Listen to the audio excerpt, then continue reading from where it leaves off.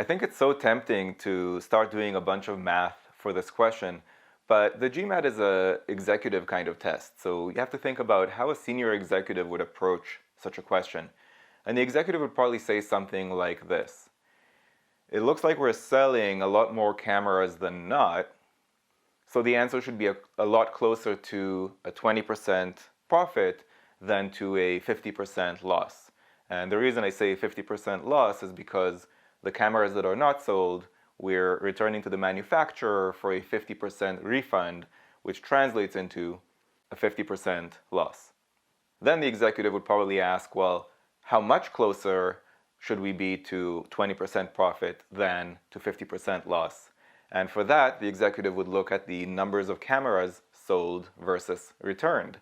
So looking at that, I have 54 cameras sold and only 6 cameras returned. That's a ratio of 9:1. So if I take the number line going all the way from -50 to +20, I need to split that number line into 10 ratio units. Why 10 ratio units? Because we have a ratio of 9:1 for a total of 10. And the correct answer should be 9 times closer to +20 than it is to -50. So where exactly would that point be that is 9 times closer to 20 than to -50? Well, those 10 ratio units represent a total distance of 70, so each of those ratio units represents a distance of 7.